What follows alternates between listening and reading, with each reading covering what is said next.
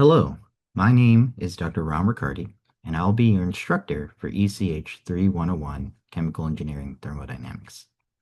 Your teaching assistant for this semester will be Miss Phoebe Zhang, and your Aki tutor will be Mr. Kyle Johns. For this course, we will use Canvas to post assignments and post course materials as well. Here's what the Canvas page looks like for the course. On this page, you could find a lot of resources, including resources from FAMU and FSU. You could find a convenient location for submitting all of your assignments. And you'll also find the homework problem set PDFs, along with video lecture notes, in-person lecture notes, and all the in-class problem statements. And so in this video, I want to go over the syllabus. And so the first thing that I want to go over is the course format, because it's going to be a bit different than previous courses that you've taken.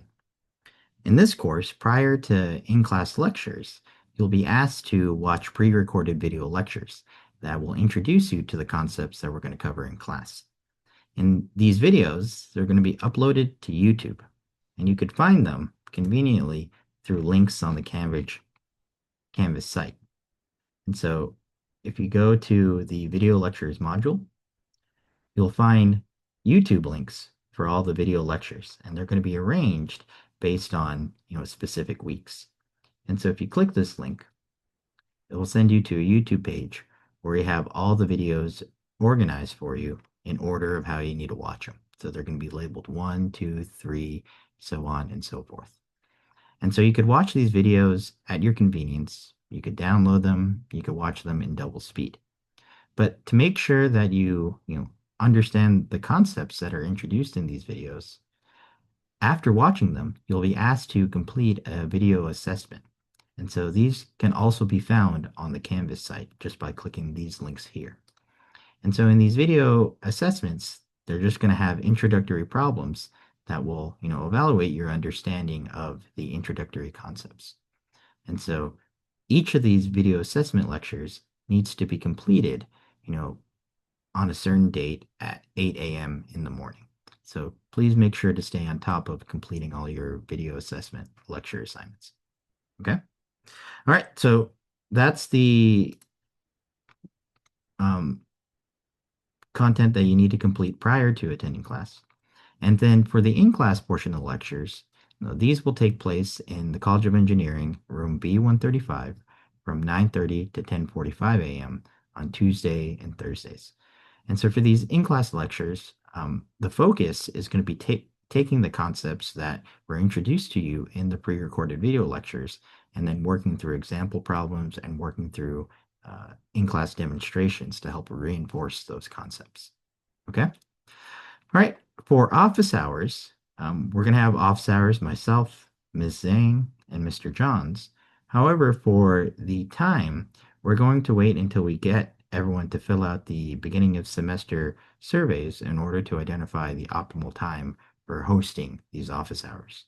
And so we'll set those office hours during the second week of class. The textbook for this course is Biochemical and Engineering Thermodynamics by Sandler, the 5th edition. All right. There are other resources available in the class as well. I'll go over those in a separate video. For the prerequisites and co-requisites for this course, they include mass and energy balances 1 and 2, and process analysis. So you need to have passed those classes with a grade of C or higher. You also need to have passed your Physics 2 course offered by your home institution. Co-requisites that you need to take for this course include Transport 1, Statistics, and also Computations, though I know some of you have taken computations already in the previous summer semester. If you have not completed these prerequisites or are not enrolled in these co-requisites, you need to immediately drop this course. And it's the responsibility of each student to make sure that you satisfy the prerequisites or co-requisites. If you do not satisfy these requisite courses, you will be dropped by the department from this course. Okay? For the course description, I'm going to go over this in more detail during the first lecture of the semester. What I want to go over is sort of the grading breakdown in this course. And so there's essentially 5 different categories in which you'll be graded. Homework will make up 15% of the grade. The video lecture assessments, which we've already talked about, will make up 5%. You'll have 4 in-class quizzes throughout the semester, and in total, these will combine for 20% of your grade. So each quiz is essentially 5% of your grade. There'll be 2 midterms that are 20% of your grade each, so they make up 40% of the grade. And then you also have a final exam, which makes up 20% of the grade. Okay, and this final exam will be based upon all the material covered in the course. In terms of the final course grade, A's will correspond to a grade of 85% or higher. A B will be grades between 75 and 85%. A C will be 65 to 75%. A D will be 55 to 65%. And an F will be any grade less than 55%. Okay. For homeworks, there's essentially going to be 10 homeworks throughout the semester, so that averages out to approximately 1 per week. And the due date will be listed on the assignment. You could find the homework problem statements, once again, on Canvas. And so you could download them along with any sort of supplementary data that's required to solve the homework problems. Okay. These homework assignments, they need to be uploaded to Canvas by 5 p.m.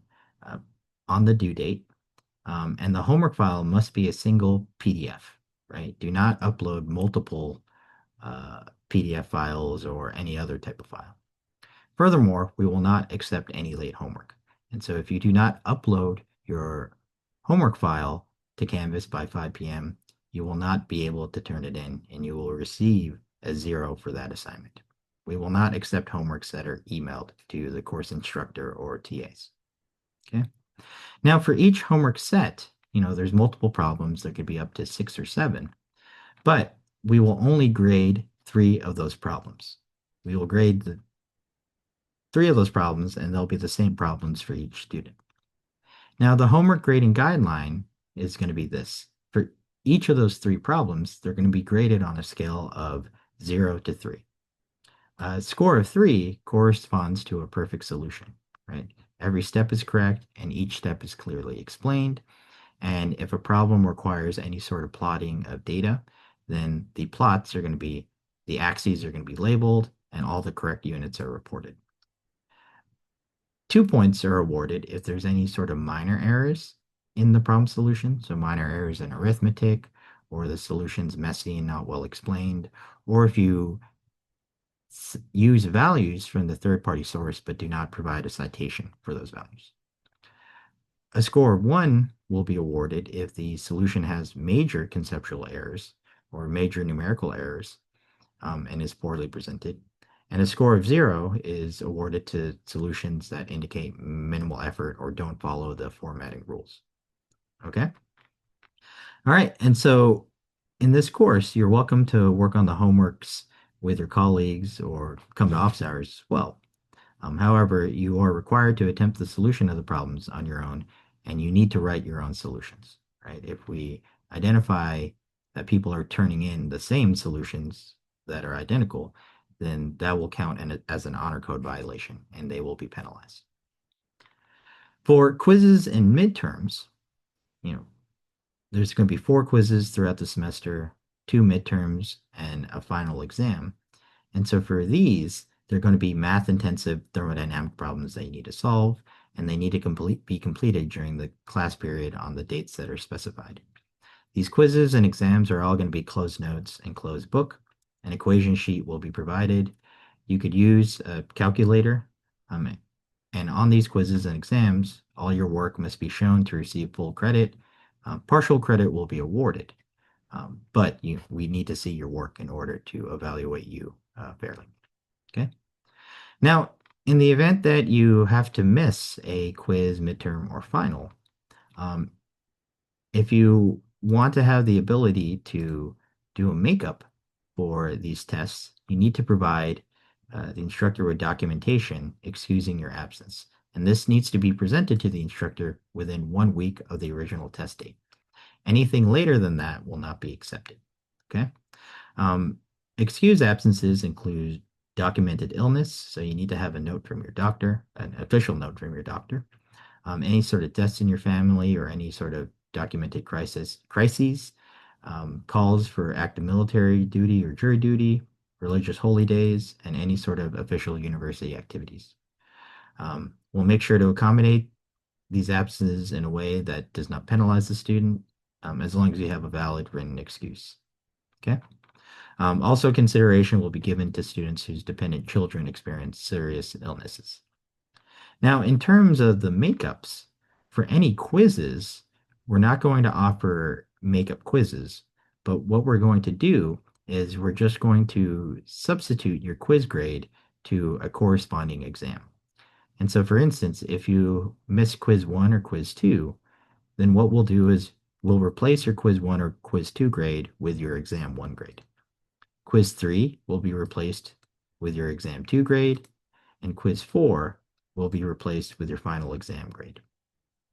For midterms, we do offer makeup tests, right? And so for these midterms, we will we'll wait until we receive excuses from everyone who missed the exam, and then we'll schedule a time for everyone to take the makeup exam simultaneously.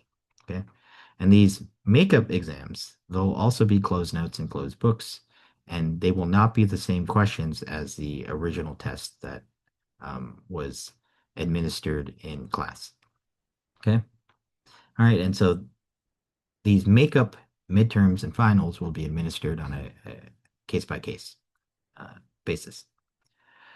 In terms of grade appeals, if you want to appeal your grade on a homework, exam, quiz, or a final exam, the process is that you need to send your instructor, so myself, a formal email which indicates the possible error.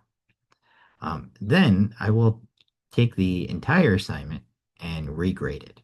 Okay. And so I'm not just going to regrade the problem that you want regraded. I'm going to regrade the entire exam. And so as a result, your revised grade could be potentially higher, lower, or equal to your original mark. Okay. And so once again, the process is for any sort of regrade, you need to email me, and then I'm going to regrade the entire assignment, and your new grade could be higher, lower, or equal to your original grade. Okay. All right. So that's the process for grade appeals. In terms of attendance, attendance is not required in this course. Essentially, if you're sick, whether it's COVID or the flu or anything else, just don't come to class. We don't want to risk anyone else getting sick. And please only come back when you're well, right? Your symptoms are gone and you're not contagious. Once again, if you had to miss a quiz or an exam, please provide a formal excuse from your doctor, and then we could schedule any makeups that are required. Okay. In terms of cheating, cheating is not tolerated in this course, and that includes copying from solutions manuals or directly copying from your classmates' work. Any sort of plagiarism will be penalized up to including zeros on an assignment or zeros for the entire course. And so the any sort of honor code violation will be processed through the academic integrity system of your home institution. Okay. I want to emphasize that, this course, we're going to assume that all the work is submitted by your students. So that includes the video lecture assessments, homework, quizzes, and exams, and that the students are generating it themselves, whether you're working it individually or working in a group as allowed by the class assignment instructions. Once again, any violation of the academic integrity will be handled by your home institution's policies. And such violations would include having someone else do your work, purchasing work from company, or hiring someone to complete your assignment or exam. When it comes to the use of generative artificial intelligence, this will be discussed in a separate video. The last thing that I want to cover in this video is the course schedule. You can also find it in the syllabus. And so here, this is a tentative class schedule. And so it lists the dates of all the quizzes, all the homeworks, and all of the exams. All right. Now, this is the tentative schedule in case there are any disruptions in the course, such as, due to hurricanes, then we will adjust the schedule accordingly.